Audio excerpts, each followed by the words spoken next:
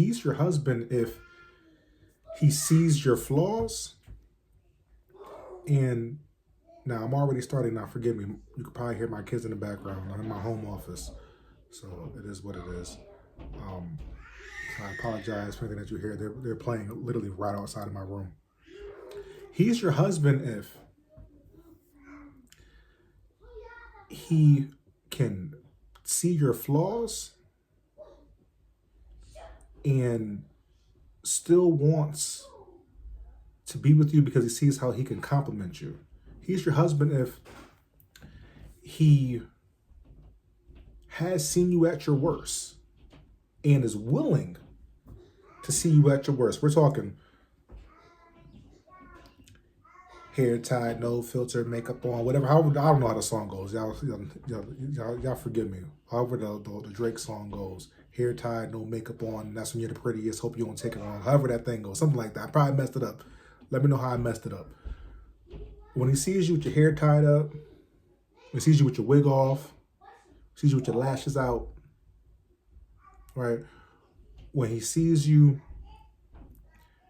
no makeup, all right? And that man is willing to still hold your hand and take you to Starbucks.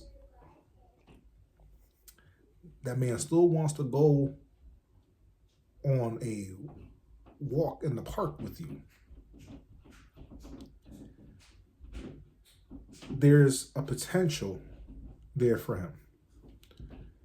If he is truly a God-fearing man, all right, he's praying for you, he's praying with you, and he already had his own relationship with God prior to you meeting him. Now, I'll tell you a quick story. Before I met my wife, I prayed all the time. Now, I was doing a lot of traveling, an hour away back and forth to my job.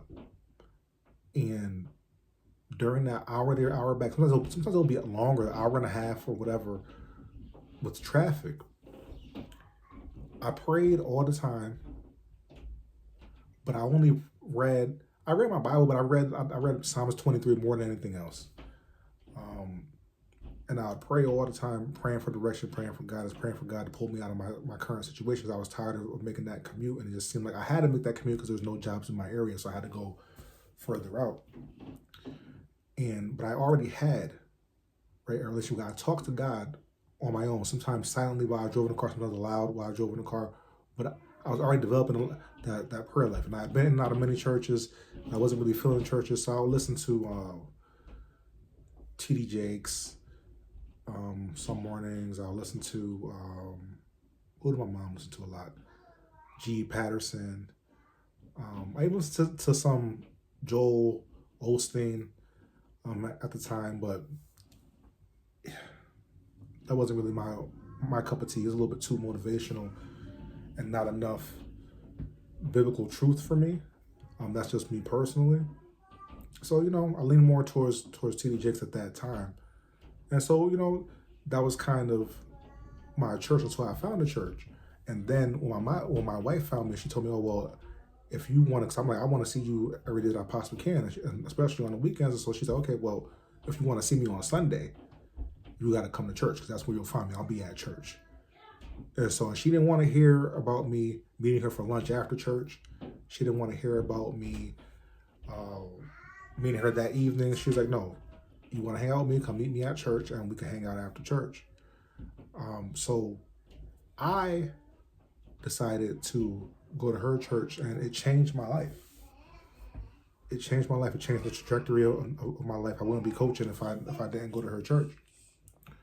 But here's the interesting thing about that. I was already moving in that direction. So this is what I'm talking about when I tell people that your future husband has to already be moving in that direction, even if it's subtle, even if it's in one of my kids is down here, my youngest one, home office. Even if he's moving slowly, even if he's taking baby steps, but he already has to have or be trying to build a relationship with God. All right, you walk in dangerous territory where you think it's your husband, and come to find out, he don't really pray. He don't really read his Bible. He don't really read anything. Now, I know there will be some people who will tell me, okay, well, what if I could change it? What if I could change him? There are stories like that, and my wife had a major influence on me, but I was already moving in that direction at the same time. So I will say that on average. Now, if you are not the average, that's fine. Let's talk about it. But on average, I will tell you that if he wasn't moving in the right direction, like, it's very hard to. But what's the thought in science? An object in motion stays in motion kind of situation.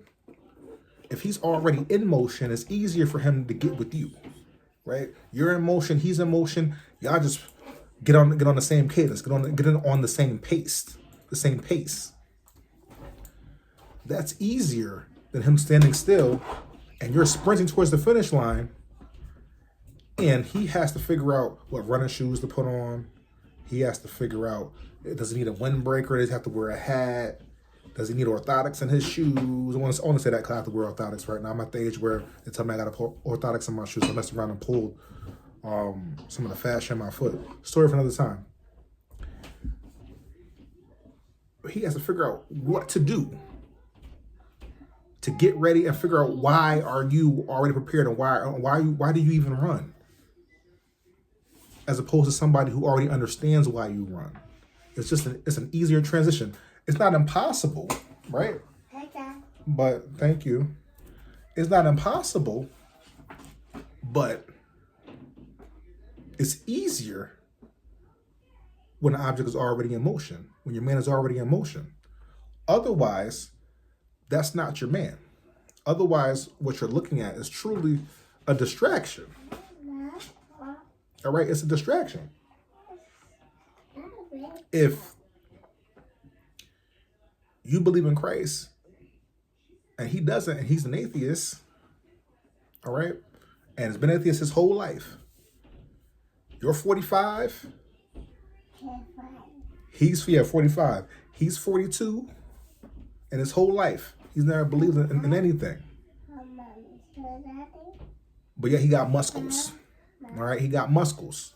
And because he got muscles, you think that that's your man. That's a distraction sent straight up by the enemy to pull you away from your man who truly wants to run with you. Think about it.